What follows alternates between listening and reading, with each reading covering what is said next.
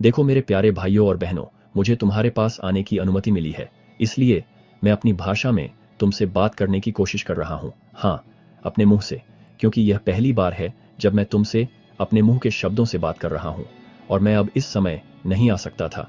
अगर मेरे स्थान पर शासन करने के लिए किसी और को जजमेंट सीट नहीं दिया गया होता, और भगवान ने अपनी दया से मुझे तुम्हारे पास आने दिया है।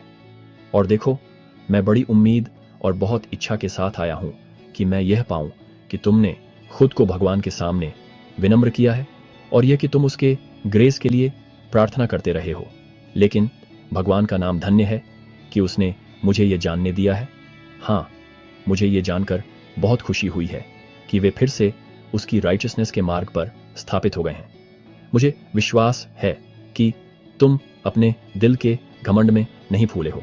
हाँ, मुझे विश्वास है कि तुमने अपने दिल को धन और दुनिया की व्यर्थ चीजों पर नहीं लगाया है, क्योंकि देखो, वह समय दूर नहीं जब रिडीमर जीवित होगा और अपने लोगों के बीच आएगा। देखो, वह यरूशलेम में मरियम से पैदा होगा, जो हमारे पूर्वजों की भूमि है। वह एक कुंवारी, एक अनमोल और चुना हुआ पात्र होगी, जो पवित्र आत्मा की शक्ति से गर्भवती होगी और एक बेटे को जन्म देगी। हाँ, भगवान के बेटे को। और वह हर तरह के कष्ट, पीड़ा और प्रलोभनों से गुजरेगा, ताकि वह स्लोवो पूरा हो, जो कहता है कि वह अपने लोगों के दर्द और बीमारियों को अपने ऊपर ले लेगा, और वह मृत्यु को अपने ऊपर ले लेगा, ताकि वह मृत्यु के बंधनों को तोड़ सके जो उसके लोगों को बांधते हैं। अब मैं तुमसे कहता हूं कि तुम्हें पश्चाताप करना चाहिए और फिर से जन्म लेना चाहिए, क्योंकि आत्मा कहती है कि अगर तुम फिर से जन्म नहीं लोगे तो तुम स्वर्ग के राज्य का वारिस नहीं हो सकते। आओ और आगे बढ़ो और अपने भगवान को दिखाओ कि तुम अपने पापों का पश्चाताप करने को तैयार हो, और उसके साथ एक कवनेंट करो कि उसकी आज्ञाओं का पालन करोगे, और आज बपतिस्मा के पानी में जाकर उसे इसका गवाह बनाओ।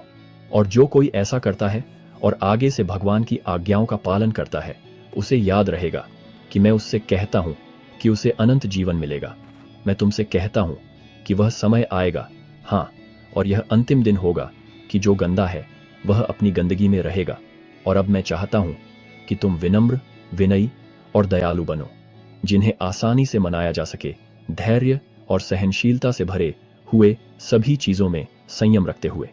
और अब भगवान की शांति तुम पर और तुम्हारे घरों और जमीनों पर बनी रहे।